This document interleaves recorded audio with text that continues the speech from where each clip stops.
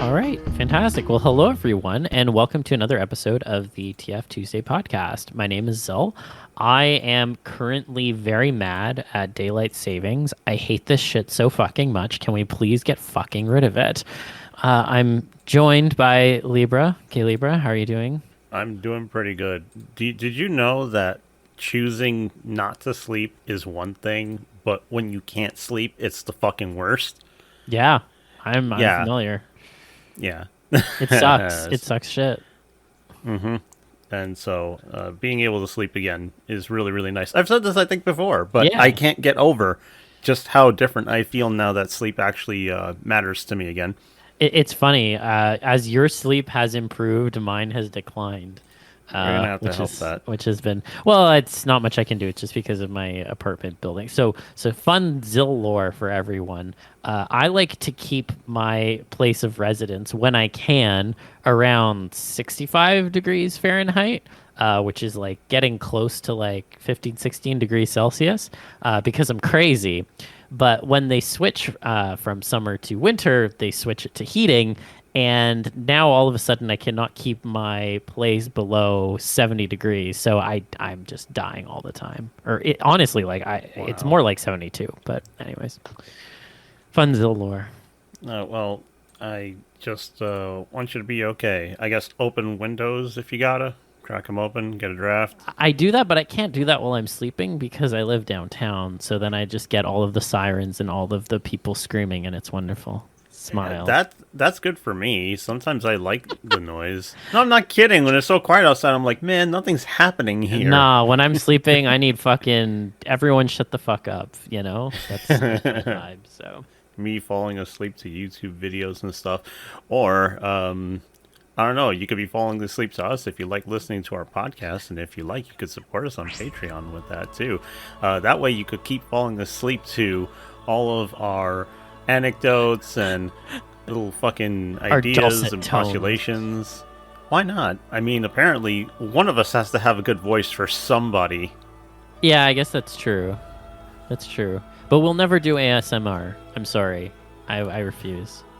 No, we don't have to do ASMR, but we can talk delicately into the microphone if you'd like. Yes, that's true. I can deep throat my mic as I always do when we record. So you know, It puts you in the zone, it does. It definitely does.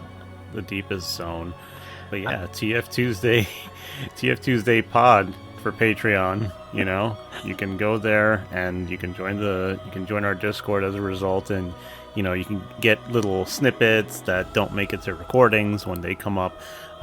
You can talk to people who are like-minded, just looking for others to kind of relate to. Doesn't always have to be about transformation. If you don't want to talk about that, it's a space that we curate and allow people to more like be themselves rather than just talk about this stuff alone. Yeah, absolutely. But yeah, we have a guest here today, a returning guest, joining our three-peat crowd, as I like to call it. Gabriel Moon, how are you doing? Pretty good. Oh, thanks for having me again. Yeah, it's good to have you back. It's been a hot minute since season two, but very glad to have you joining us and ready to talk about some serious topics again. Because apparently, when we're like, let's talk about something deep and potentially uncomfortable, I'm like, oh yes, Gabe Moon. Oh, you always give me the fun ones. Oh, absolutely. But yeah, content warning for people. It is going to be a lot about religious trauma, and Promise. and I'm not exactly sure how this is going to go.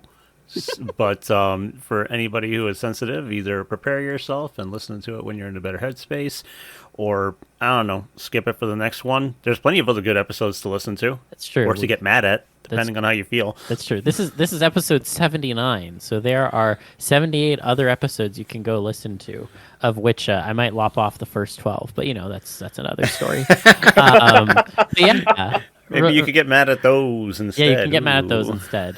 And keep episode 10 for reasons. Yeah, Um, yeah. Or not. All right. But anyways, yeah, religious traumas. So we wanted to talk about this because I guess to be upfront about myself, I think that a lot of folks in queer communities and also just transformation community in general have very tenuous and sometimes troubled connection with the concept of religion. And oftentimes I feel like experiencing things as we're growing up can really influence our tastes and influence what we gravitate towards. I've kind of alluded to it before on the show before, but I went through the religious schooling system here in Ontario, which is publicly funded for some godforsaken reason. But anyways, God's apparently there. That's yeah. why it gets funded. God's definitely not forsaken. Very funny, very funny. Yeah, definitely never heard that one before. But yeah, I went through Really? Wait. Sorry. People have made that joke before? Yes. Fuck me. Yeah. I don't like this anymore. Change the subject. Well, anyways, I guess it's an interesting kind of situation to find yourself in, especially as someone who was also queer and not cis. So, you know, I feel like going through that system and going through like my own kind of background, being raised in that way, definitely influenced a lot of how I navigate the world today. And I often tie that back to transformation because I think about the kinds of headspaces I would be in sometimes when I was in those situations. And obviously there's a lot of themes of escapism and such, but I feel like it goes deeper than that. I feel like it can also influence the ways in which you have tastes for certain themes. And I joke about this all the time. There's a very Catholic concept of guilt that stays with a lot of former Catholics and lapsed Catholics, as it were, myself included. And I feel like that plays in a lot with some of the themes that I then either enjoy or appreciate or stay away from when it comes to media, be it transformation or otherwise. So I'm interested to dig into that. But I want to pause for a second. Enough about me. I've been talking for a while. Gabe, I don't know if you want to share a little bit about yourself. Yeah, so I didn't grow up in the Catholic system. I came from New Brunswick, a small town in New Brunswick, a small, white, very religious town. Grown. I was brought up in the Anglican Church, which is Catholic adjacent, although, yeah, there's a whole history there, which I will not get into. But yeah, I definitely agree. There's still a lot of guilt, regardless of what denomination you find yourself growing up in, just because you're going to get some overlap, especially in a small town where everybody is part of a church and they're all fighting with each other. So you're going to hear people trying to subtly or not so subtly recruit you into their own denominations with their own rhetoric and their own doctrine, essentially. And there's always going to kind of be that overlap, even if you say go to a friend's house and their parents are of a different denomination. There's always going to be that dinner table conversation that kind of sways you from what might be a more reasonable religion to something that is, and I say reasonable in quotation marks, into something that's completely, for lack of a better phrase, batshit insane. Yeah, that is absolutely something I have experienced as well, so I sympathize with you there. And I guess before we, again, get into that, Libra, I want to just hear your context, because I know you're coming at it from a different angle than us.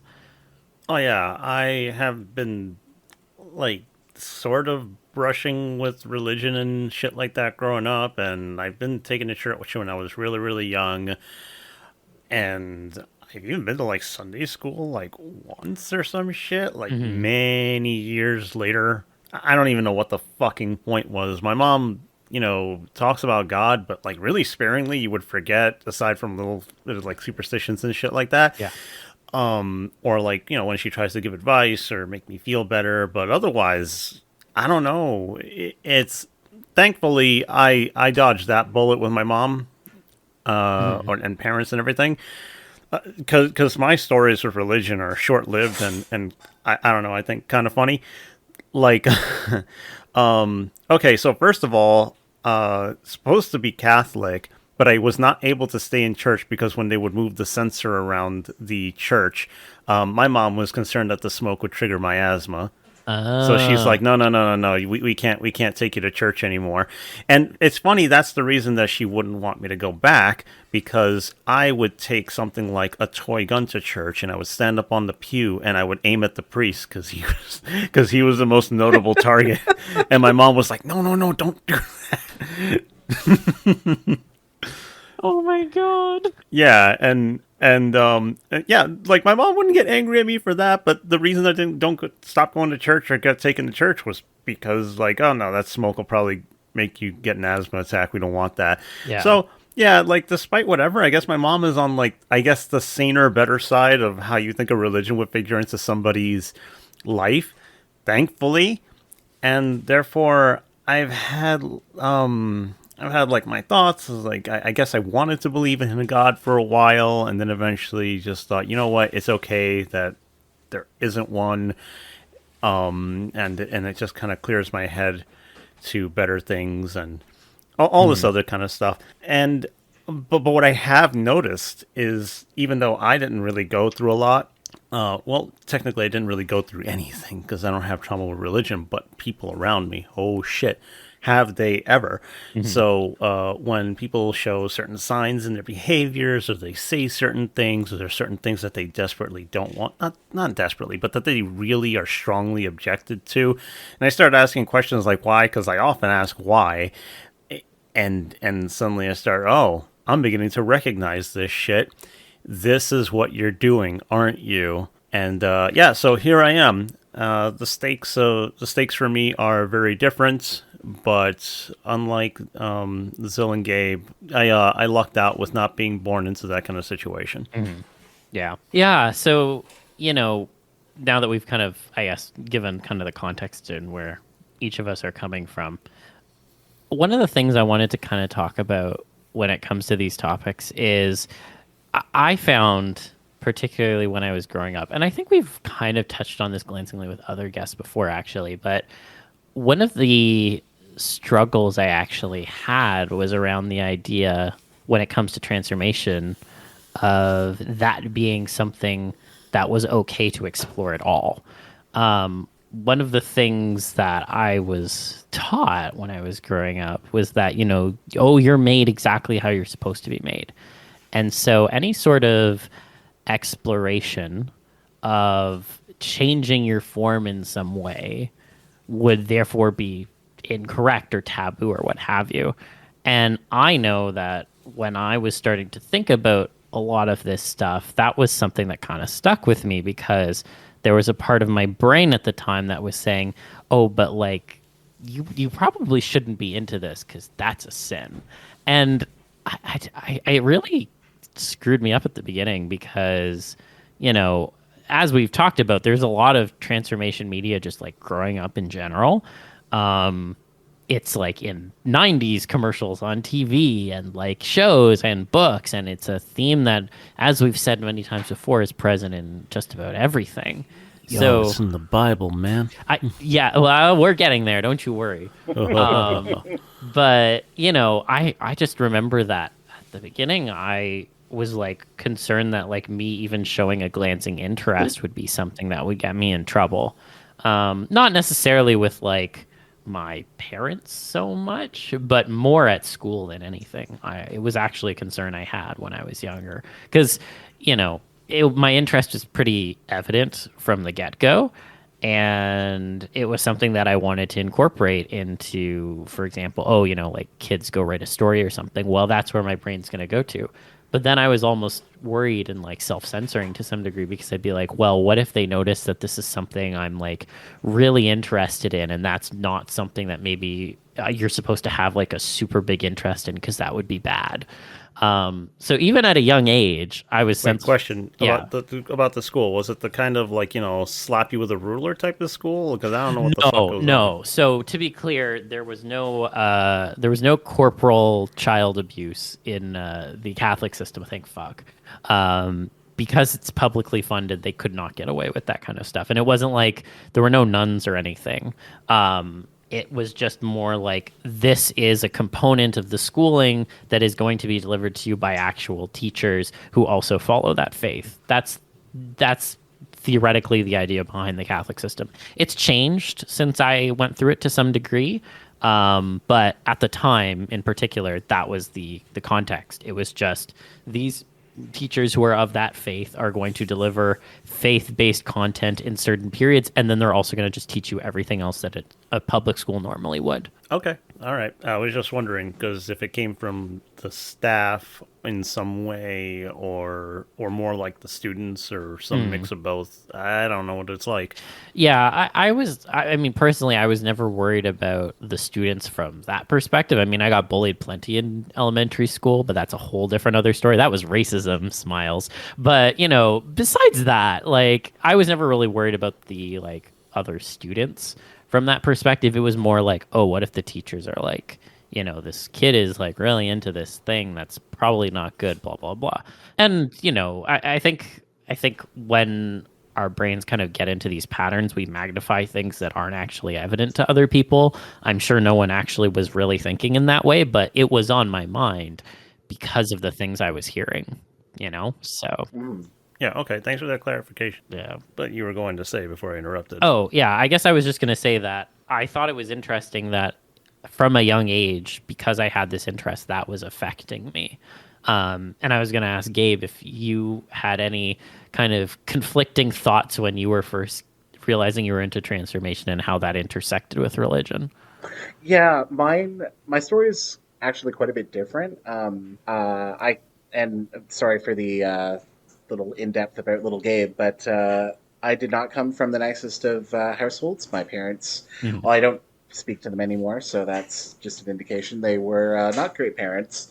And I often found solace in my religious grandparents, which backfired many, many years later, but that's another story.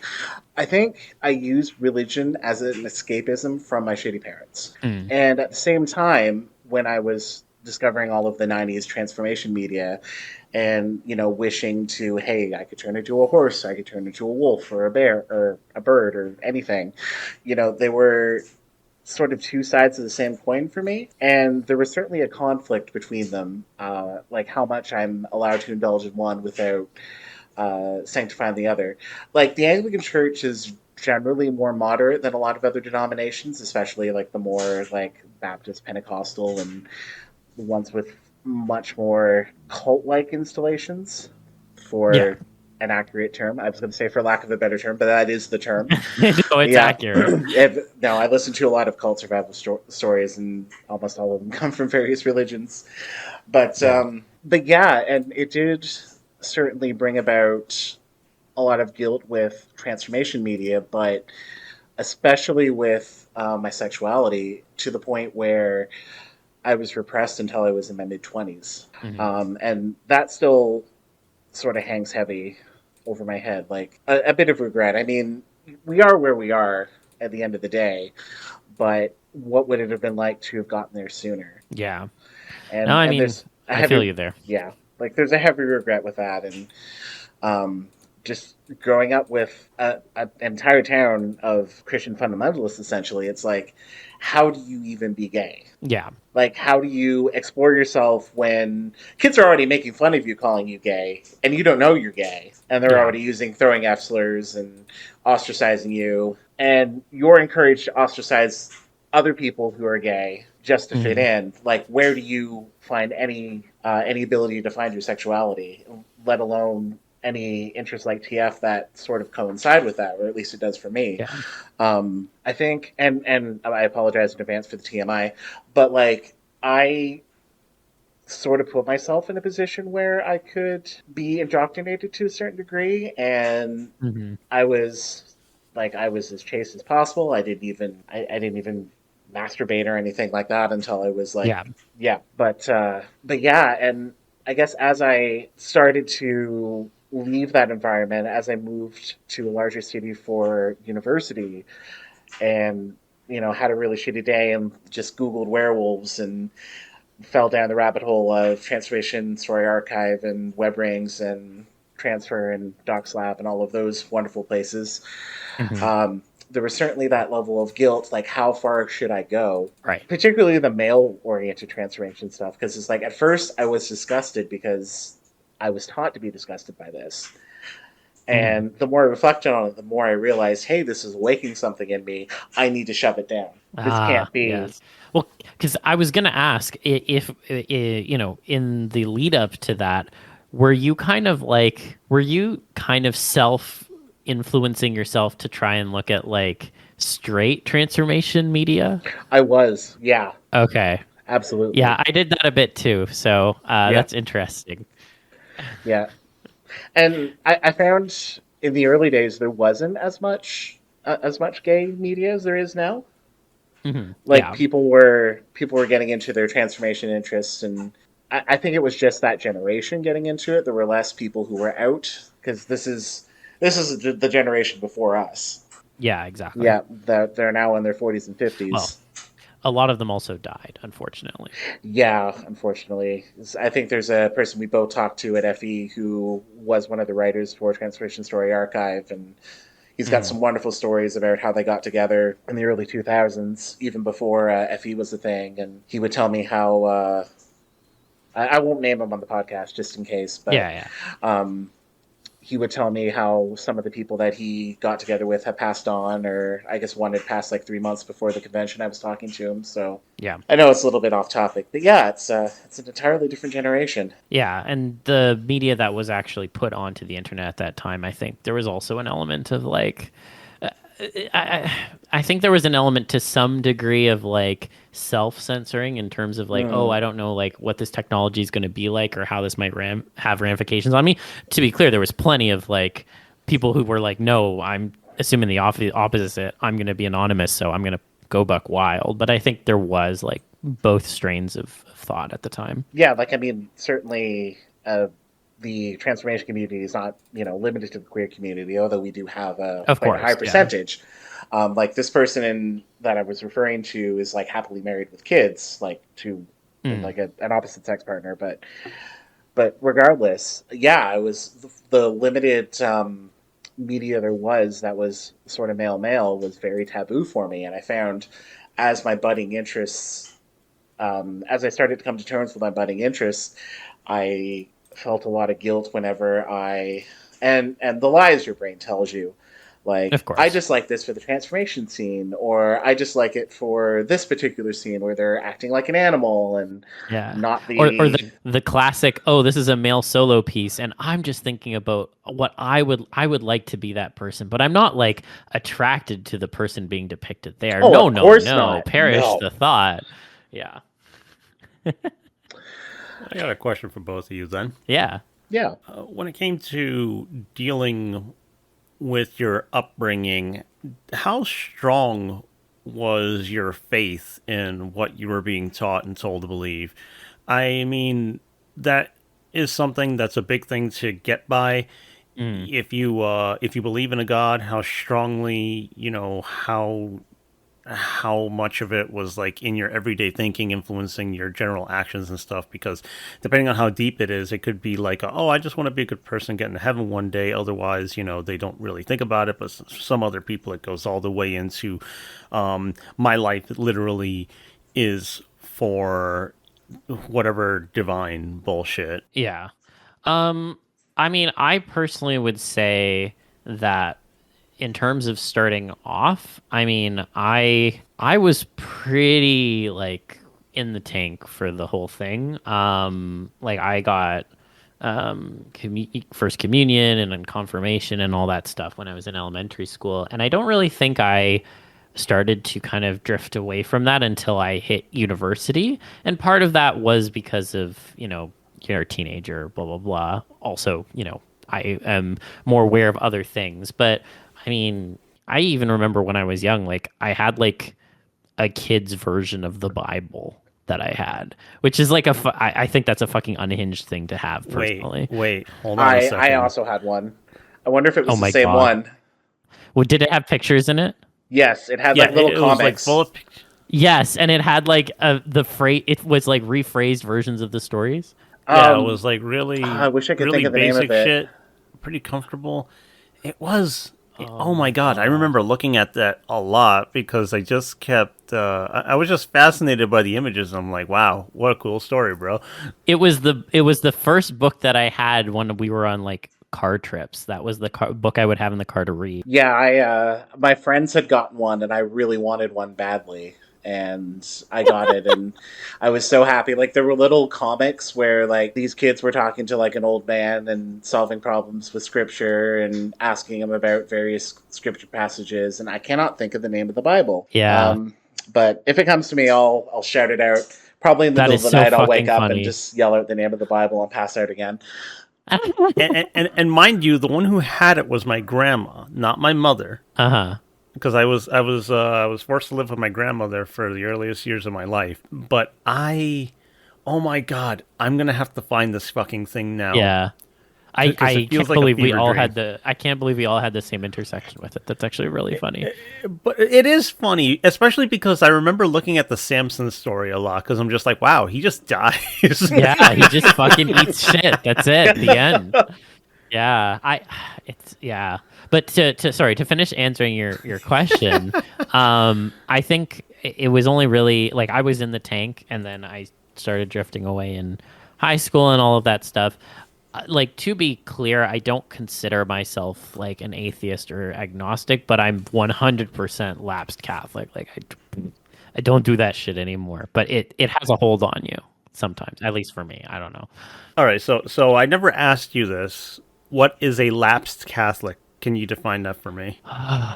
Okay. It means a lot of things to different people. So I'm going to give my definition. A lapsed Catholic, in my mind, is someone who stops going to church, doesn't really participate in any of the sort of community around it or anything like that, and doesn't really believe in the tenets of the church anymore. Now, that doesn't mean that they don't believe in like the overall concept, maybe, or like have their own kind of interpretation of stuff. Maybe you do still believe in God, maybe you don't. I don't fucking know. But you don't believe specifically in either the church itself or what it is directly preaching. That's what I would call a lapsed Catholic. Okay. I think, without being Catholic, I think that's similar to where I'm sitting right now. Just from kind of where I've come to from my own experience. It's like, the way I sort of look at it is, if the core tenet of Christianity is the belief in an afterlife through a sacrifice, then that sacrifice has already happened. So why are we wasting our lives following these religious tenets that have come forth years and years and years after the fact, that are essentially methods in which people in power use to control the masses? Yeah. And at the end of the day, the whole thing's filled with contradictions. So Exactly. Yeah. I would like to introduce this to people who haven't heard it yet because I love it. All right, and you could fit it right into this. It's tradition is just peer pressure from dead people. Yes, I've heard that that phrase. is fucking correct. And it's wild how that peer pressure can affect what we're interested in. Like, so, you know, we were talking a little bit about obviously how it affected us as queer individuals. But, you know, when I sit down and I like try to dissect myself in terms of like, you know, what is it that makes me tick with some of these themes in transformation? Like, especially like when I was starting to explore the transformation fandom, like it had a strong influence on even the themes I was interested in seeing in like media. Like I used to be really, really not cool with like, what's the word I'm looking for? Like not like I was really not cool with like mean TFs basically. And to be clear, I'm still not like the biggest person on it, but like I remember when I was like starting to get into it, I was like, oh, this is wrong. Like this is, you know, like clutch my pearls kind of thing. And it was something I just never wanted to touch because in my mind it was immoral. And like, you know, you can have your opinion on whether or not you like mean TFs or not, but I think it's fair to say that like any adult can have their own opinion on that. It's not like, oh, this is automatically, you should not be consuming it. But that was how my brain reacted at the time. It was like, oh, should not consume this. And so, you know, I think back on that and it's like, okay, so if I reacted in that way, I wonder how else that affected my consumption, you know? And that one just always sticks out in my mind. But conversely, one of the things that I was drawn to very early on, which I also think connects back to some degree to all the religious traumas, is the kind of punishment narratives in transformation.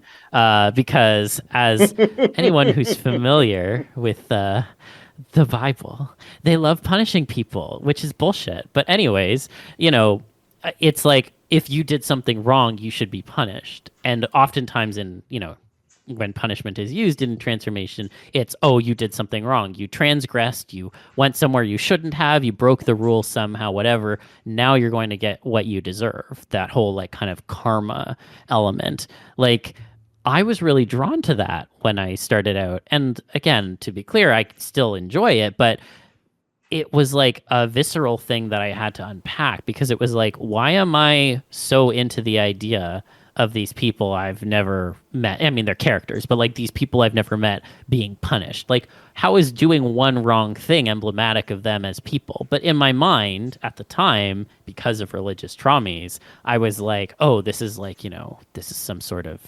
karmic justice or whatever. So like, I feel like these kinds of things can go deeper than just like, oh, I struggled with myself as a queer individual. Like, they can like fundamentally inform some of your tastes, and like it can take a long time to unpack all of that shit. Yeah, absolutely. Like, I think I talked about when the first time I was on the podcast, I talked about my interest in the sort of the guilt of being gay narrative and flipping that on its head. And that definitely came from religion, like for me. Yeah. Like, the fact that I was shamed for being queer when I didn't know I was queer turned into a kink. As weird as that is, and I mean, it's not that weird. It's not that uncommon. No, but, it's not. Everyone has their own way of reacting to their own trauma and like working through it. And some people, the best way to work through it is to reclaim it in a way. Yeah. No. Exactly. And that's why I like to focus. Like when I'm writing sort of my own stories, it's an area where I do like to focus, and I've gotten quite a few commission requests for it. But I try to do it in a way where I'm coming, like a tasteful way, where I'm coming from that same angle myself. But like trying to present it in a way that it really speaks to people who have also struggled with it, as opposed to like the turning it on its head. Yeah, exactly. Yeah. But to the question, because I don't think I got to hear your perspective. Were you also really deep into the belief? Like, did you have the faith or whatever, like running in the background of your head and influencing a lot of what you did, or how was it for you? Because if it's something that, because the shame kind of comes from without and within. And for some people, it's like different degrees. And sometimes it's more like, oh, if everybody else finds out, I'm in trouble. Or if, or it's just like, well, if I turn out to be this, then I am a, disgusting piece of shit. And that's what God is going to see me as, kind of thing. Oh, yeah, I was all in. I actually thought about being a Anglican priest at one point in my high school days. My worldview was so limited that I couldn't see anything without the church in it. And as I went to university, it wasn't even university. It was really when I moved to Ontario and started interacting with furries and through TF that I like started to see, oh, these are some of my friends in same-sex relationships. Like, that was really my first, like, you knew people, but I didn't really have the exposure, which is kind of embarrassing because I was living in Fredericton, which is pretty much considered the gay capital of the East Coast. Yeah. But I just never had many friends in the queer community back out east. But as the more I was exposed, the more certain things seemed to resonate with me, and like, this is what I'm missing. This is what I have been missing. But yeah, no. To answer your question, I was all in. I went to church regularly up until I think 2017. I kept trying to find a place for it in my life. There was a period of my life in my mid-20s where I was trying to have it all. I was trying to claim my queer identity, continue going to church, work a job I was proud of, which is a restaurant job, and that's stupid. It's, again, another form of manipulation. But yeah, like, church wasn't working, and I was having more and more trouble fitting it in. And especially with the contradictions, like the Anglican Church is still fighting over whether or not same-sex marriage is allowed. And I'm like, that's your biggest issue? Of all the things that the church as an institution can do, that's your biggest issue. Yeah. Is whether or not two consenting adults who attend your church can express their love in the same way as other consenting adults do. Mhm. Like, If there's anything that's been made clear, it's that churches love to worry about what everybody else is doing, and also still not really doing anything about it unless it's immensely petty. The less it affects them, the more they worry about it, as far as I'm concerned. Yeah. but yeah, it came to a point where I just couldn't fit it in anymore, and then I came to terms with that. And Yeah. and yeah, it's just there's and that's like the Anglican Church. That's on like the sort of better end of the spectrum in terms of Yeah. like, because there are more churches now that are accepting queer parishioners and trans parishioners, specifically because specifically with like the very aggravated anti-trans rhetoric out there. Yeah, But unfortunately. but just and like they're trying, but they should have been there from an overall viewpoint. They should have been there from a structural standpoint. They've never been, and they're never going to, and I can't abide by Yeah. that. And that's sort of where I'm sitting with the institution right now. Yeah. And did you find that there were themes that you initially were really drawn to, that you were drawn to because of the religious stuff outside of course, we've talked about the turning gay kind of trope, orientation changes. Was there any other themes that really stood out to you as like, oh, I was into this, or maybe I still am, and I was led there because of my faith at the time? I think you covered your angle on the punishment aspect really resonates with me, because I love doing quote unquote unconsenting TFs. I do like, because of the nature of my work and the nature of what I want to present, I do like the narrative of the victim finding some sort of solace in what they become. But I also do write some horror, and obviously, horror is not all sunshine and roses, or any. Of course. Yeah, but so I'm not afraid to delve into those themes if the situation requires it. But like, particularly whenever the characters are queer or experiencing a change in sexuality, I definitely want to frame it in a more positive light to sort of counteract that. But yeah, I know that doesn't necessarily answer your question. That's like, oh, Zil said the same thing. But yeah, I do very strongly resonate with that. Yeah, no, I mean, I think that's still a valid answer. I guess then I also have a question for you, Libra. So you've mentioned obviously that you've noticed people around you who have acted in certain ways because of, those kinds of trauma backgrounds. And I was curious if you've noticed anything in terms of like people and how they interact with TF from that angle. Like, have you seen that in like, the way in which artists have expressed themselves online and been like, oh, this is probably because of that, or, things adjacent to it? You see, it's not something that I get just by looking at people's art. Some people put it like right there front and center, and then, it's hard to assume anything else. I have come across this stuff mostly when it comes to talking to people, and I have talked to a lot of people over the years, one way or another, especially since I opened a public server on Discord, and they have a lot of shit to say.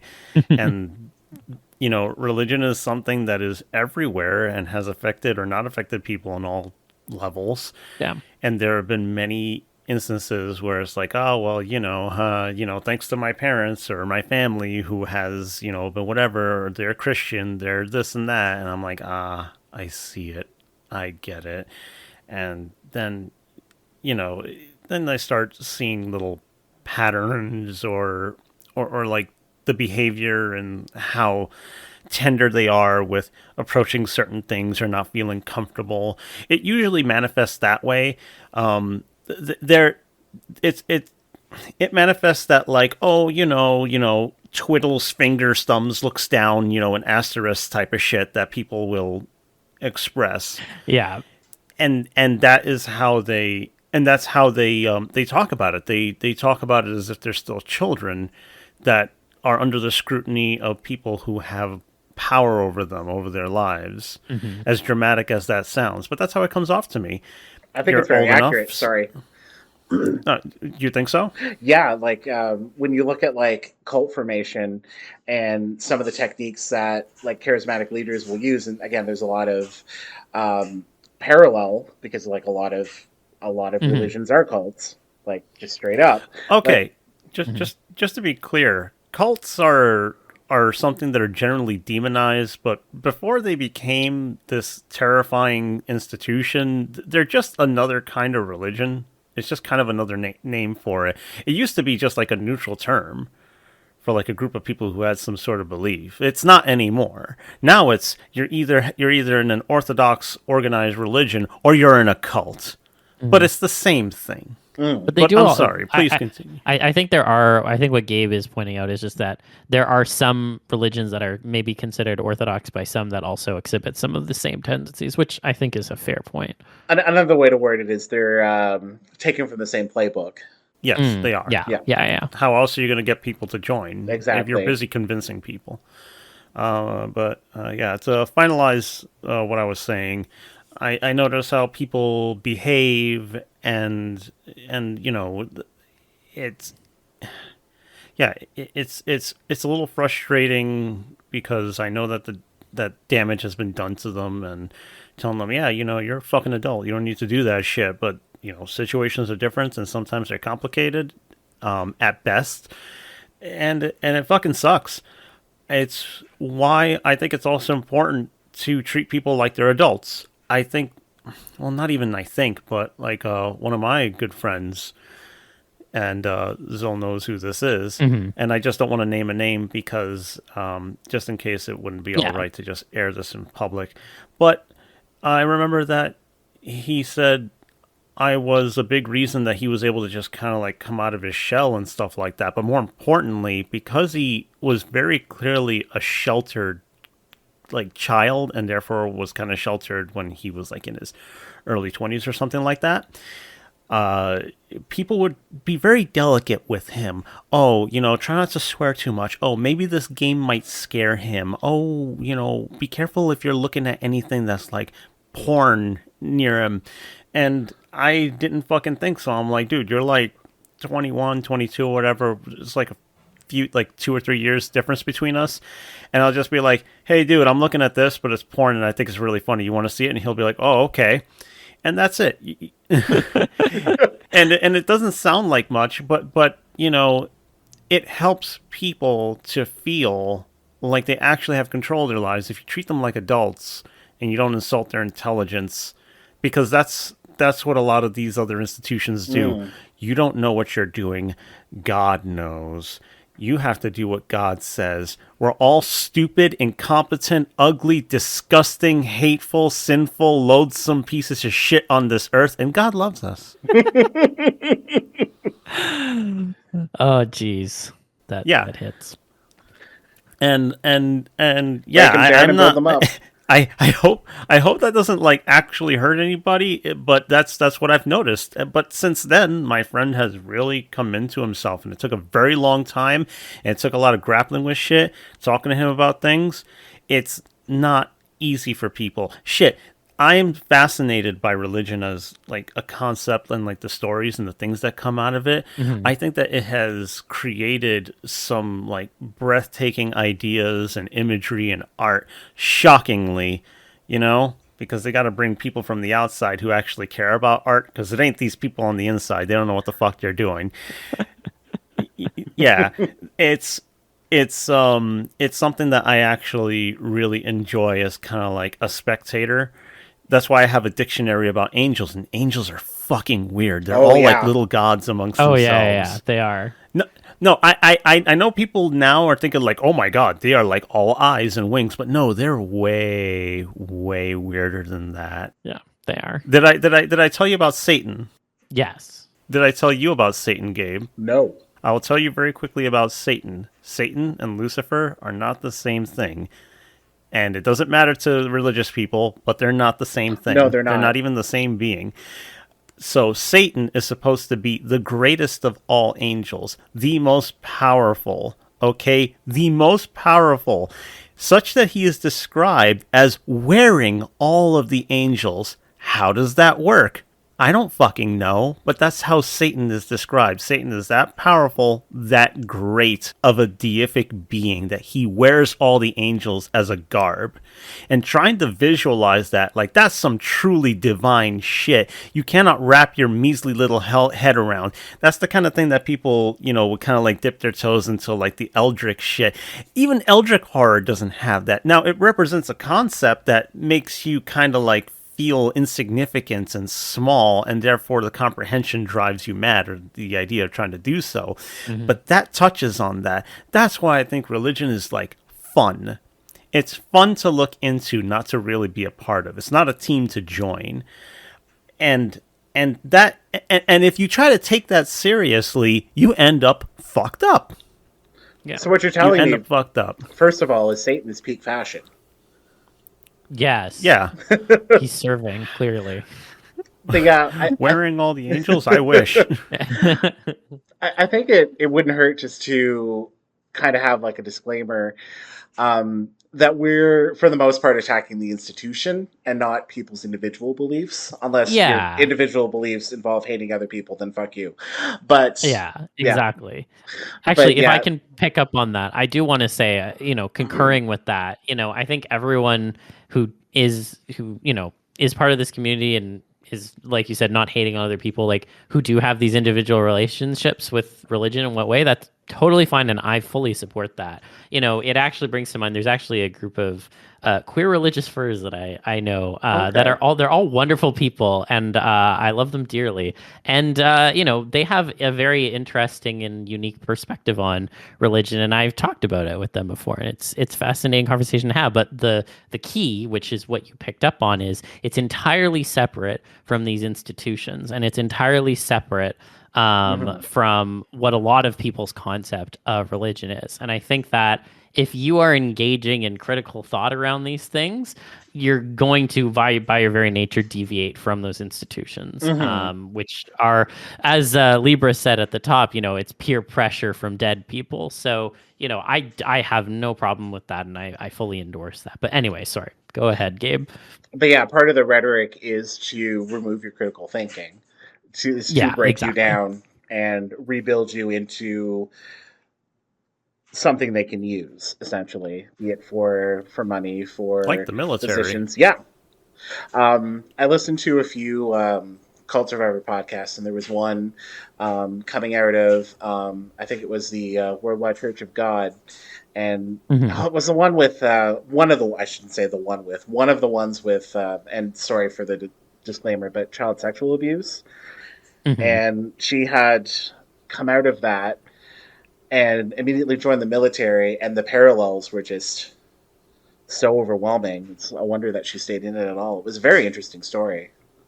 But yeah, just the fact that the building up, the fact that you had to sort of eat, sleep, breathe whenever they told you to, rampant sexism. Yeah. Yeah. That was very interesting. Yeah. And so, it's then funny, I say funny, it's not funny, but it's funny, to pick on something that Libra mentioned earlier as well, that then, for example, in some of these religions, you actually have transformation involved. Like in the Bible, transformation comes up a bunch of times. And it's like, it's always used to tell a story or try to, say, oh, someone deserved so-and-so. I mean, obviously the one that comes to mind is, the Lot's wife who turned back to look at the city and turned into a pillar of salt, which I was always like, damn, was it like an actual pillar of salt, or was it just like a pile of salt? Because if you're turning into a pillar, that sounds interesting from like an inanimate TF perspective. But I don't think that's what you were going for when you wrote that. Anyways, but it comes up a number of times. Again, with these kind of like punishment narratives, and the way in which it's been used to try and further some of these, elements of control is disheartening, obviously, because we love transformation. Usually we're like, transformation, but we're like, oh, but maybe not there. Oh, but not like that. Oh, not like that. I'm trying to remember, Libra, were there other ones that you were thinking of? I'm trying to remember. Beside that one, yeah. Shit. I am trying to remember now, and I remember finding like a couple, but now I can't think of them. And when I look it up, automatically they consider transformation as more of a characteristic, which of course we're like, oh yeah, that's transformation and storytelling and so on and so forth, but not really what we're looking for. I think there is some animal transformation as well, but since people like to adopt Dante's Inferno into religion, even though it's really just really cool fan fiction, I forget which circle of hell it is. It's the one for thieves, and it's one of the inner circles. I don't know if I mentioned it before, Yeah. but in case I didn't, it is the one where thieves get chased by snakes who bite at their heels. Every time they get bit, they are changed into a different animal. And they are in perpetuity running, trying to keep their form, and they keep getting changed. The idea being that, if you want to take from other people and you're comfortable with that, well, how about not keeping your form? You don't have control over that now because, we'll keep taking that from you as you took from others in life. Where do I sign up for that afterlife? Yeah, I know you say that, but, okay, it's interesting because the idea of a true hell is something that you can't get used to. No, exactly. It's something that it's something that I think I'm like, yeah, eventually we'll get used to the searing hot blood river, but something's going wrong, right? It's funny. I tried to look on Google while we were just chatting, and there was it wasn't a physical TF, but it was a mental TF, where this guy basically was forced to have the mind of an ox. So. There we go. King Nebuchadnezzar. I can't Nebuchadnezzar? say that name, I'm sorry. Yeah, there we go. That's the one. And the only reason I know that is it was a ship in the Matrix. Oh, there you go. Yeah, he got mental TF'd into an ox for like a year. So there you go. There's the thing that reads here. There's an odd story in the Bible of when King Nebuchadnezzar was transformed into an animal and back again. What does the story tell us about allegiances? Yeah. So there is more. Yeah. And I would have done more research, but we do this week to week and shit happens. Yeah. Give us a break. This isn't a deep dive or anything. The other thing actually I'll say is Satan or whatever turned TFs into a shit ton of stuff throughout the Bible. Oh yeah. The snake or whatever the fuck. Satan also, as a concept. Said that angels. Oh, sorry. Okay. Satan as a concept, as the churches use him today, was actually constructed, I believe, in the 1500s. Yeah. I could be wrong on the date, but it wasn't an initial part of religious doctrine for quite a few, or Christian doctrine, rather, for quite a few years. There was a concept of, at least the Satan that we believe is the ruler of hell. Or that is portrayed as the ruler of hell. Okay. Yeah. That's funny. I think it's interesting and frustrating, the inconsistencies, because Satan, the devil, Lucifer, all three, whatever this new form is that they have created, it's not supposed to be ruling hell. He's a fucking prisoner too. He's just the biggest, baddest one. Yeah. So I mean, God is actually the warden, because you don't go to a third party to sentence you, and then you're like, all right, my name is Lucifer, the devil, Satan. People call me the devil, but I'm Lucifer, Satan. I run a tight ship around here. No one ever gets to leave. Okay, so don't try. This can either be easier or harder for you. We're going to try to make it harder, but it can be even harder. If you don't think so, you'll find out. I just want to let you know that since the guy over there gave me orders, that's what we're going to have to do. And, if you want to talk about parole, just see me in my office. No, that's not how it fucking is. That's why. Oh, God. Damn. Oh, my God. It's very frustrating. It is. That's also, there was also this other thing, and this is a bit of a tangent, but it's one of the frustrating things about how it makes people think when they're indoctrinated, forced, taught, whatever. When this starts to run your brain, there are the people who genuinely try to practice the things that the faith teaches, like the good things, and as you utilitarian perspective, you think, well, that's good to be a good person Yeah. because you think so. And ideally, that's what these religions would create, but they don't. So it's always been very interesting to me when there are people who would have sympathy for the devil. And I forget exactly what the quote was, and I've had a hard time finding it. Somebody could probably do a better job finding it right now. But it was something like, of all the sinners that we could pray for, I think the devil needs like our love and prayer more than anybody else. And you would think, well, holy shit, somebody who thinks that everybody deserves some kind of care and Yeah. forgiveness, as God would teach, like apparently infinite love and forgiveness for all things would have to include that, wouldn't it? Yeah. Yeah. But that's not what you get out of it usually. And that's the thing that really makes things more fucked up for people like the both of you, who are raised to hate themselves for what they may be thinking or doing or not doing. Yeah. Mm-hmm. Yeah, no, it's fucked up, and the fact that it then can affect the way in which you connect to communities, be it the queer community, the transformation community, any sort of community, is deeply frustrating because you're kind of trained to look for community in a different way and reject other kinds of community, ones that are actually built around the connections between people, not the connection to something else. So, I do wonder sometimes, we've talked a little bit, I say jokingly, about, the transformation community and how people sometimes can react or connect to each other in like maladaptive ways.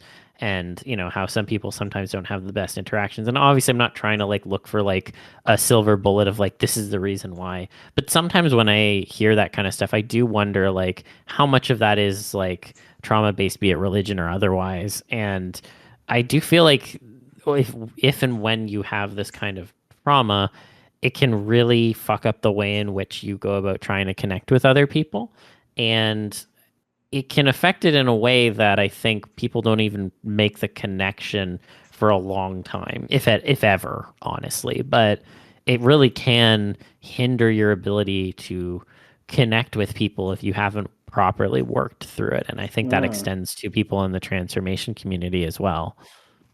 Like, I think any kind of maladaptive coping mechanisms come from some sort of trauma, whether it be major or minor, and that there's different, like, trauma is a broad spectrum. But I think, Yeah. like, in a vacuum, we tend to, as humans, form in groups and out groups. And if we're exposed to a wide variety of humans and different circumstances and different personalities, we're able to better adapt to treating them as as fellows, as opposed to putting them in some sort of othering group and looking down upon them. And religion is definitely one of those uh, doctrines that greatly emphasizes the out group as the villain, and we need to bring them in, or else horrible things will happen to them. And don't you want your friends to go to heaven too? That sort of thing. Yeah. Mm-hmm. Yeah, you don't realize the kind of behaviors that you actually will start to exhibit once you're out of something. And therefore, like Gabe said, in group, out group stuff. And people generally want to belong. The thing about transformation as a fandom, and talked about this with Dragon in the previous episode, Yeah. how people get into bubbles and they get very comfortable. They end up sort of closing themselves off and acting very strange with people who are generally in the same thing that they are. And they don't really bother to look outside, like, oh, I never really realized this was a thing. And yet here I am, and I'm aware of a lot of things, and there's a bunch of stuff that I don't know. I keep discovering more shit, more angles, more types of little pockets of people who are into certain things. It's very unfortunate. Because then you do end up having people who will sequester themselves and think like, oh yeah, this is the thing. But not only is it the thing, don't put anything else in here. I don't want to see it. I was like that for a good portion of my life. Like I'm 36 now, and I would say wasn't until I neared my 30s where I actually started to get out of that bubble, just from, again, exposure to different people and broadening my horizons. So yeah, I can definitely. It's tough. Yeah, it is. Absolutely, it is. Absolutely tough to get out of. And also you may think that it's not that big a deal because you may think now I'm out of that, I'm not doing that stuff anymore, but you are still doing it. Maybe you may still be exhibiting the same kind of in the loosest term problematic behavior. Yeah. You end up shoving people out or disparaging other groups, by, a first impression or something. And that's the same thing that was happening before when you were part of this or whatever. Oh, I'm just not doing it based on creator sexuality or something like that. You still treat a whole other group of people differently, and that's fucked up to just do on the outset. Yeah. Oh, yeah. Yeah, and like I was saying before, it's really taking the effort to educate yourself and expose yourself to as many different viewpoints as possible is the way to recover from that. Yeah. Yep. And it takes a process. Time and effort. Yeah, it takes time and effort. It's not an easy thing. It's easier said than done, obviously, but it's important. One might say it's transformative. It is. Do the actual thing. Don't be like those religions we're talking about and not do the thing that you're supposed to do. Being like Jesus doesn't mean telling everybody to go fucking do the same thing. As far as I can tell, stories of Jesus didn't really involve Jesus saying, hey, come join me. I have all the ideas and answers, and I'm going to make you feel like life is worth living and death is worth dying. That is not really a lot of Jesus stories. So what are you doing? There's a reason why most of the, I say, super fucked up, like, kind of denominations of Christianity always like to talk about the Old Testament, and we don't talk about the New Testament stuff because those stories are too nice. We need to pick on the ones where we're like dicks to people. Yeah, they'll scare the shit out of you. The Jesus stories were very much fuck the establishment. Yeah. I'll tell you one other thing. The friend that I mentioned before earlier, he was like super fucking deep into the religion stuff. I mean, like mega deep. Like, interestingly so. I kind of can't believe that I know someone like him. Yeah. But I was like, you know what, dude? I'm not about that shit, but I really want to show you Jesus Christ Superstar. The one from the 70s, by the way, with Ted Neely. And I said, I love this shit. Do you want to watch it? He's like, yeah, sure. And he watched it, and I asked him what he thought. His reaction to it was, no shit. He said that he loved it, and that it is the most accurate telling of Jesus' story that he had ever seen. And this is coming from someone who, as a kid, was forced to study the Bible and know it back and front. And he's like, yeah, this is the best Jesus storytelling. That's amazing. And I'm glad you fucking think so. And now both of us are like, Jesus. Have you seen the this is very off topic, but have you seen the video of all of the different people who have played Jesus and Jesus Christ Superstar saying the why, like the really high note why at the end of one of the songs, and interspersed in the middle of it is Lin-Manuel Miranda absolutely eating shit trying to do it. I will have to send it to you.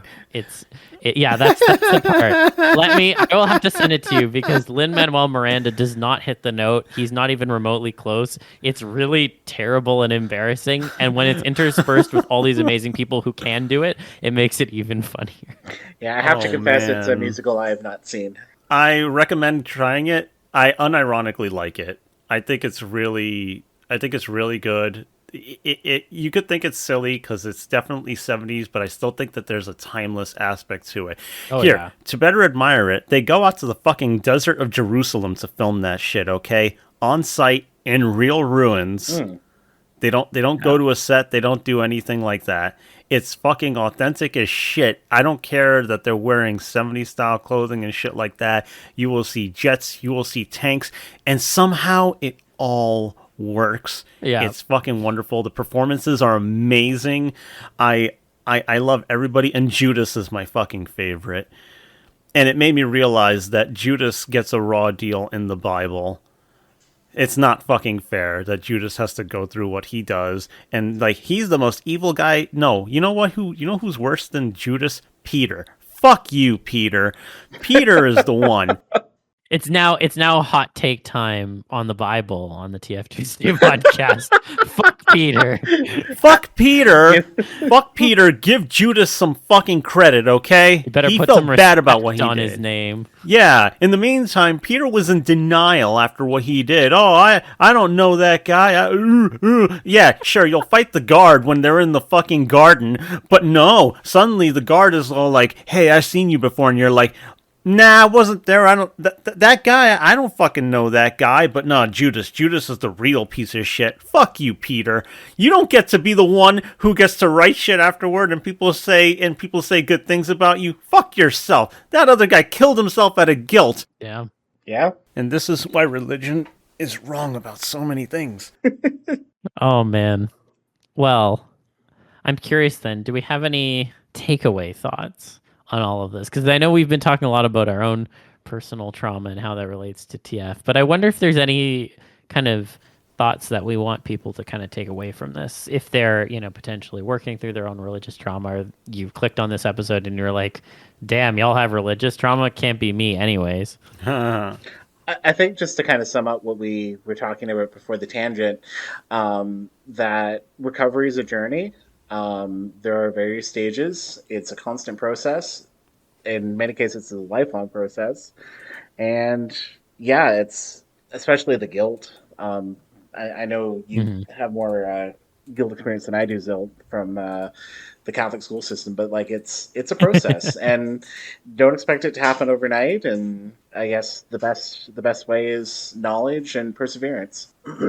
Yeah, I think that's a great summary. What about you, Zil? I think the summary that I have, this is going to sound a little bit rote.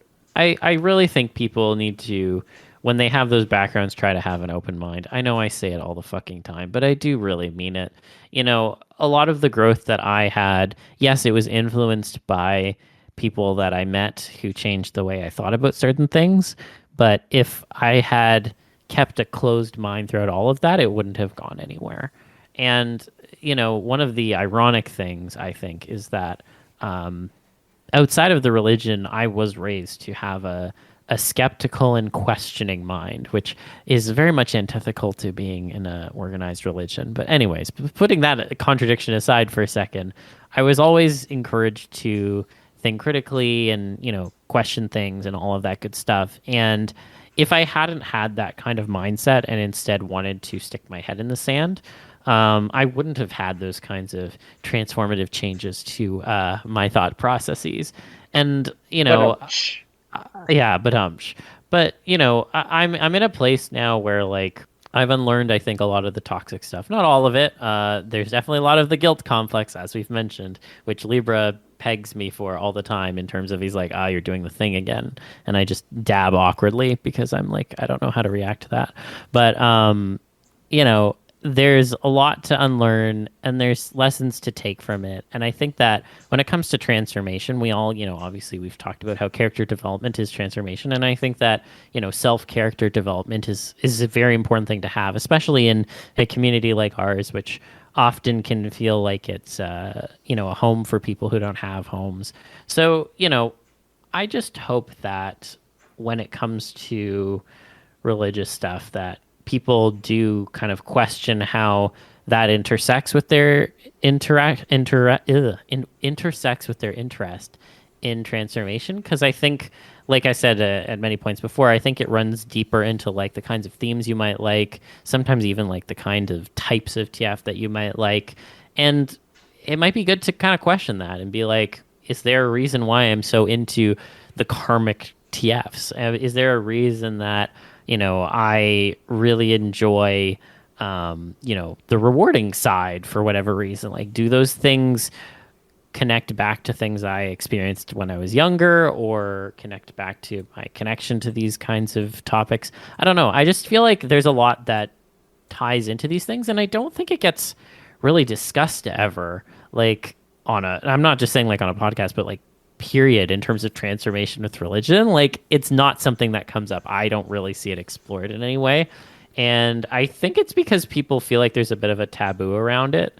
And I don't think there should be, because we're all coming into this space as we are. And that means bringing all of us, including the religious traumas or the good connection to religion, if you have one, like that should be brought in too. So I just think that the main takeaway is think about why you're into the things that you're into.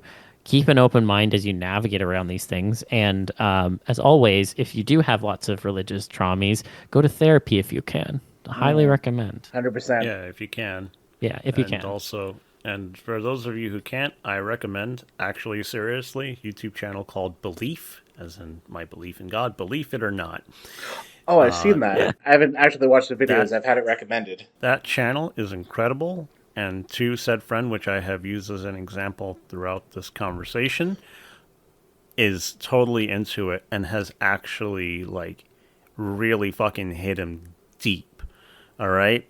And those videos are made very thoughtfully, very carefully, and then there is a podcast that goes with them too. So if, since we're not going to be talking about this nearly as much or in depth, that channel, that host puts so much fucking work and effort and time into it. So I recommend that. Awesome. Well, we do have some audience questions that I wanted to make sure we had time to get to. And the first one comes from Other Side. And this one's actually a very relevant question to what we've been talking about. So Other Side asks, how would your younger self pre-TF fandom react to your current self, who is now into the TF fandom and into TF? Do you want to go first, though? Yeah, I can go first. So as I've kind of mentioned here, it's kind of hard for me to like pinpoint when I wasn't a TF fan, because I think it's been pretty much there almost throughout my entire life. I definitely think that the younger version of myself, as I've mentioned, was kind of like, I'm not sure how I feel about this. What if this is, a bad thing to be into? So when I think about how I am now about it, I think my younger self would probably be horrified, at least like young self. If I were to pick a time, like, before I started making art, maybe. So like, I was older, I was a teenager, whatever, but I wasn't like in the fandom or anything. I think they'd be pretty happy, actually. I think they'd be like, damn, you fucking do all that shit now? That's fucking cool. Not sure how they'd feel about the queer side, because lots of internalized stuff working through at that time, but I'd like to think that they would be pretty down with all the stuff that I do in this day and age, because I think they think it would be cool. So Okay. That's a positive answer. Gabe, Yeah. what about you? I actually have a similar answer. Mortified but curious. Like, definitely not on board with the queer side, but my younger self really did want to be a writer, and I think there's a lot of pride in thinking that I was able to achieve a dream that I had, for so long, even if it went in a different direction. But again, the TF element was there since I remember 5 years old, watching Gargoyles, watching X-Men, Teenage TMNT, just all of like the early 90s stuff, and just being terrified yet curious every time I saw a transformation scene. So yeah, there's definitely my younger self would thank me earlier in life for the queer aspect of it, but I could see my younger self definitely having mad respect for the writing and sort of where I've taken that. Oh yeah.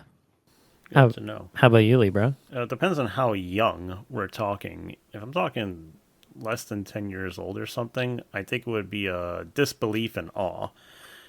Specifically because I don't think I would ever fancy myself somebody who could make stuff that's even close to representing the kind of things I really wanted to see. Because as far as I was concerned, that shit was magic, which is another reason I kept looking for more of it.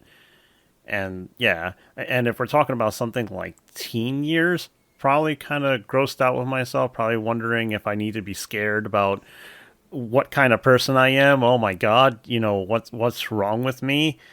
But then also, I don't know. I'd like to think would probably get over it anyway, at least with my friends growing up or something, because there was a lot of shame to work through when I started to come to terms with whatever it was that I was liking. Oh, yeah. I mean, learning about sex was an interesting experience for me with how it happened. But the transformation stuff really made me like, oh my God, what the fuck is going on with me? What's wrong with me? This is so fucking weird. Certainly, like, I don't know who else could possibly be into this kind of shit. And I know you're like, ha ha ha, laughing, but like, really think about it to when this was news to you that you're like, this is so specific. Who the fuck? But here I am. So yeah, very young me would be like, whoa, and no way. And the older me would be like, really? And I don't know, I feel kind of gross. Interesting. Nice. The second question I have is from Figerfire. And Figerfire asks, what TF trigger is currently the most interesting to you? Are there objects or triggers you wish to see more use of? That's a tough one. There's like a few things I want to play with still that I never really got to. I would still love to do more K-suit stuff. Yeah. Simply because I think it would make for very nice visuals because of lights and patterns and stuff, and how that would accentuate shape changes, especially since the suits are not designed to break. So that's something that I'm still interested in. I'm still interested in this kind of like not really like vacuum bed, but like pulling a membrane over somebody. And, it forcing the shape. It's a concept that I'm still like trying to visualize in my own head, but I think that's cool. Still like flesh crafting and stuff is something that I really like, because you can either like force it like clay, or you could kind of like tease it with touches and like follow your hands and fingers and stuff. So it could be very forceful in the way that it's applied versus how the touch of another influences. So that's the kind of stuff that I really like and would like to see more of, and that I'm definitely interested in. There's a ton that I would like to see, but those are the three that came to mind now. Hell yeah. How about you, Gabe?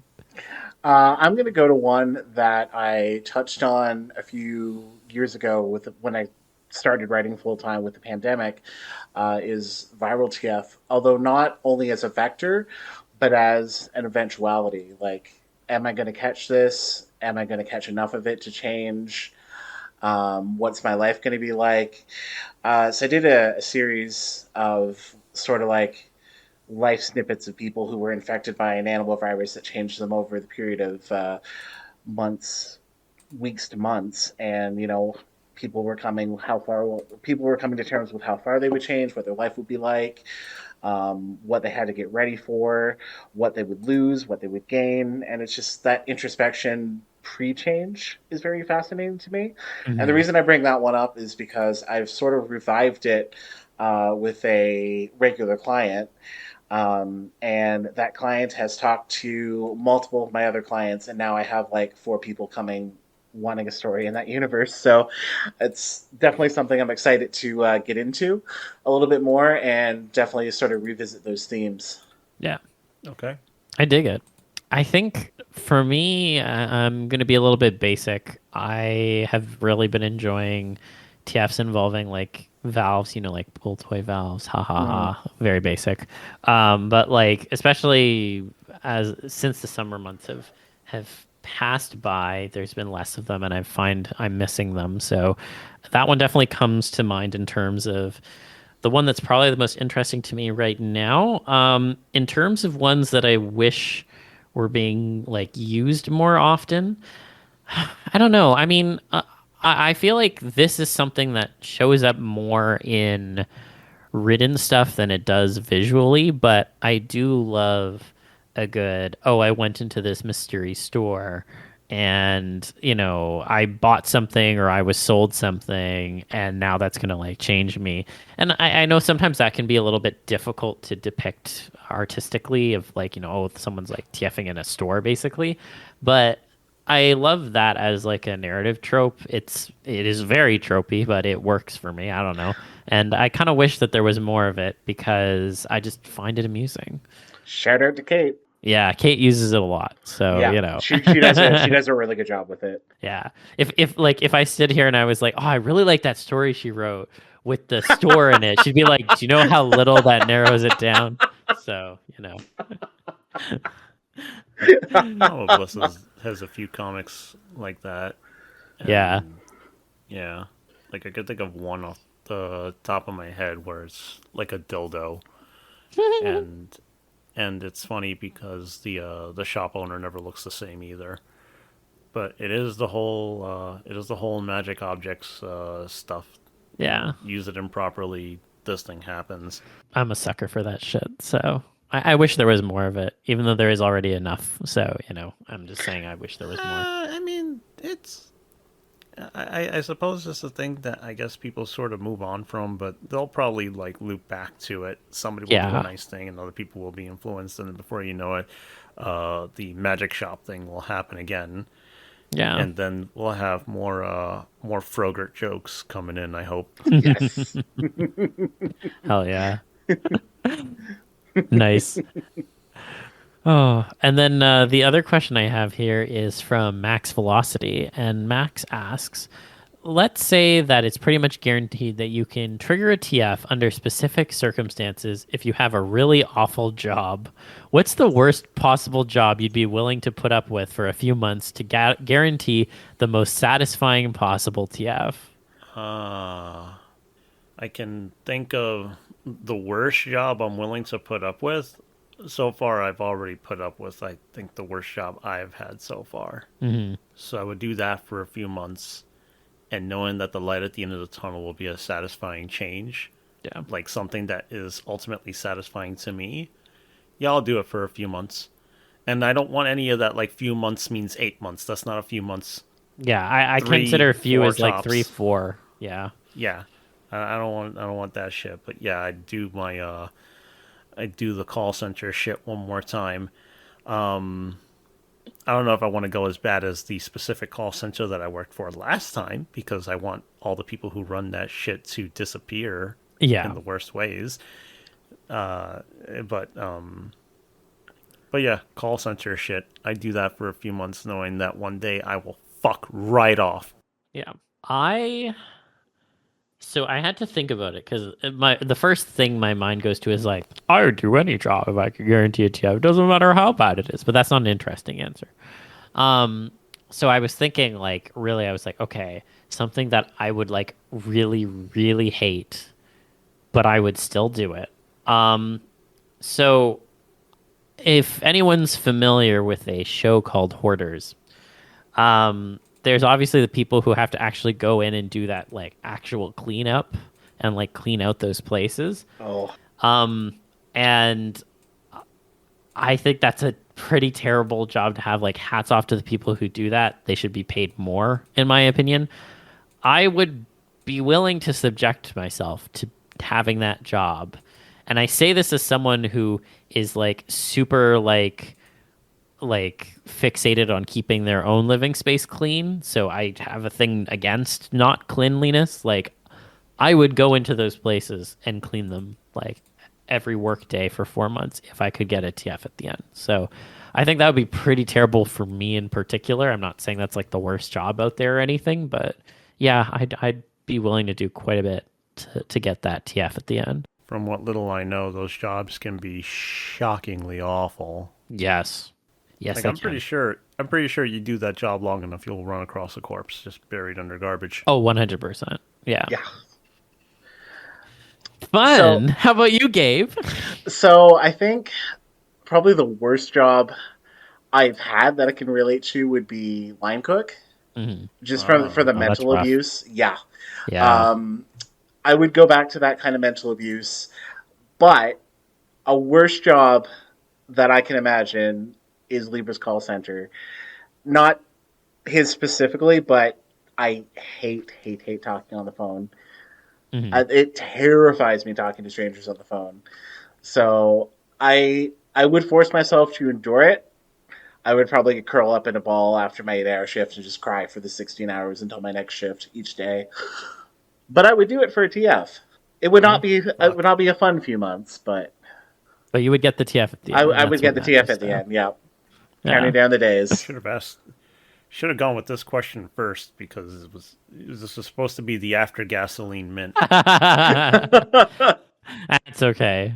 Well, here now, obviously, Gabe, you have an opportunity. Is there anything that you would like to ask us that's been, burning in your mind? I think I got enough out of both of you at FE that my curiosity is well satisfied. That's fair. That's fair. No trailing, lingering questions at all. Nope.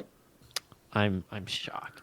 Yeah, you know everything about me, don't you? Yes, I do. And I will. There's nothing that you don't know about me. Nothing that can surprise you. Everything. Yeah. He's actually nice in real life. Yeah, see, that's something people won't believe you in. They should. I have been incredibly drunk in front of this guy. Yes, people will not believe you. Yes. Surely. Arms around shoulders, just the works. Yeah. And you learned the most important fact about me, which is that is I am an incredible karaoke singer, particularly Absolutely. for Alanis Morissette. So, Also, I know. have an on-screen confession. Uh-huh. Zil can outdrink me. Yes.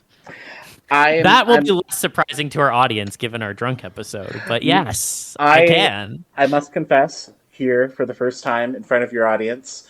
While I did drink more than Zil that night, I had to go to the bathroom and throw up at one point. Oh. Yeah. Did not know that. Fuck. Yeah. I kept it hidden, but that's when I realized that Zil could outdrip me. Look, man, if you need to step away because you're feeling like shit, yeah, there's never any pressure. No, it wasn't it wasn't a that. It was just more of a. It's like, oh, my stomach can physically not carry any more alcohol. That's what happened to me. I'm like, I don't know how I'm gonna do this, but this is the only. I was fine in the morning. I was fine to get up for my 7 a.m. bus, but no, Zil can comfortably outdrink me. Yeah. I'm just sitting there looking at the picture like, aside from actually this fucking making me really, really drunk, I don't know. I can't do it. It's just like, it's fine. I'll finish it off, guys. Yeah. But it was funny because I still did drink way more than I thought I could. So, yeah. Because at the beginning, I'm like, I don't know how I'm going to do it. But I kept drinking and I'm like, oh, fuck. Until I really hit that point of like, vomit or no vomit? I choose no vomit. I mean, I will say we were drinking the Toronto Special, as I like to call it, which is 1 part steam whistle beer and 1 part water. And it means that it lasts a lot longer before you have to keel over, and which therefore means that they can make a bit more money off of you. But, and I say this full well knowing it sounds ridiculous, it is actually a very good kind of beer to drink. It's actually very enjoyable. So steam whistle's okay. Steam whistle's fine. Don't drink Molson. Yeah. Molson is horrible. I'm not a beer drinker. Huh? Oh, I was just saying I'm not a beer drinker, and I think I mixed alcohols, and I think that's what did me in. Oh, yeah, maybe. Maybe.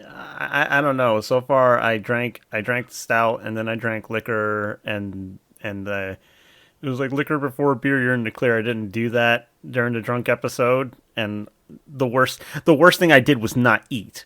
The worst thing both Zil and I did was not eat. That was the mistake, honestly. It was not the Icelandic vodka that has to stay at the back of a fridge that you then consume. It was not that. It's not even vodka. That's the interesting thing. It's just liquor. Yeah, it's just liquor. Yeah, it's just some kind of liquor, like genuine Icelandic spirit that Katrina brought home.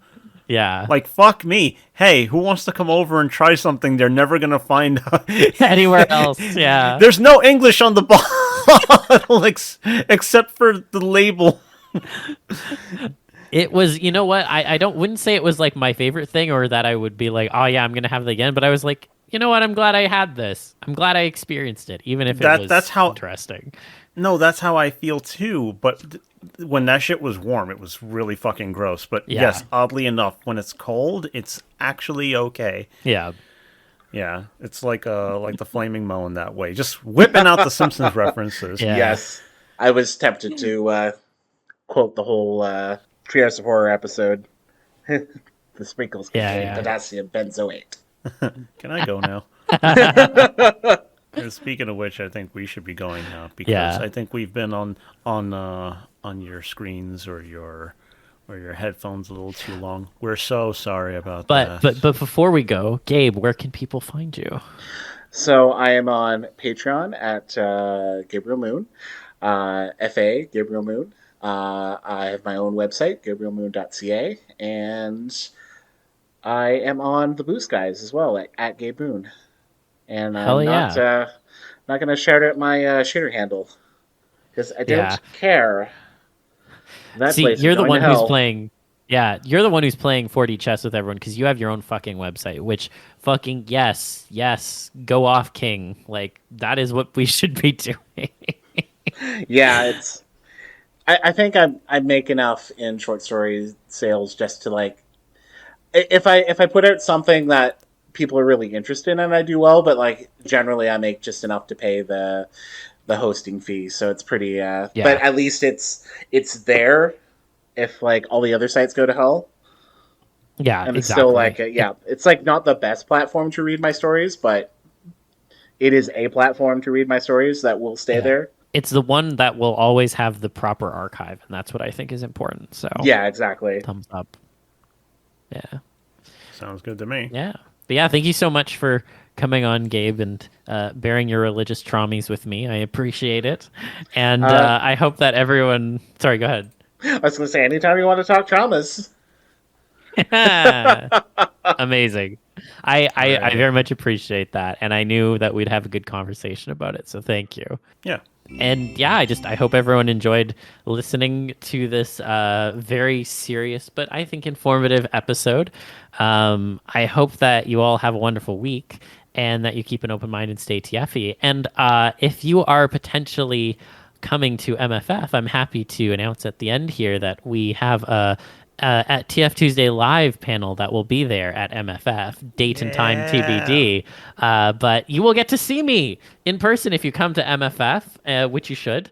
And you can get to hear us talk about a variety of interesting things, which I will not spoil because that you'll just have to wait to come see it in person or hear it a few months later. So, yeah. And don't worry, if you don't like me, I'm not going to be there because I don't have plans to go to fucking MFF. I will be missing my better half though, and I will be very sad about that. So I do wish I could be there. I really do. yeah, we'll But, get you there. It'll be okay. We'll see. We'll see one day. Yeah. I just want to see what the fuck it's like. I've become very comfortable at Frontal Equinox, and where it is, and now I could just kind of like be around. If I wanted to not be in the hotel, I knew exactly where I'd want to be. That's it's comfy. But I'm really curious about these other fucking places because weird shit happens in them too. Yes, it does. Fun fact for anybody wanting to stalk me, I am very close to the MFF venue right now. Oh, very nice. Very nice. But I will not be attending this year. Perhaps in future years. Who knows? Hell All yeah. right, cool. And if all else All right. fails, we'll have FE. So Yes. Yep. All right, everybody. Don't fear the abyssal darkness. You are not alone in it. And remember, you don't have to feel so guilty about all this shit. yeah, Guilt is the thing that they like to use to control you. Yeah. And you don't need to feel that no more. yeah. So remember, you're not alone. Guilt in the everybody- garbage. Judas is the best one. Watch. Peace. Later, everybody.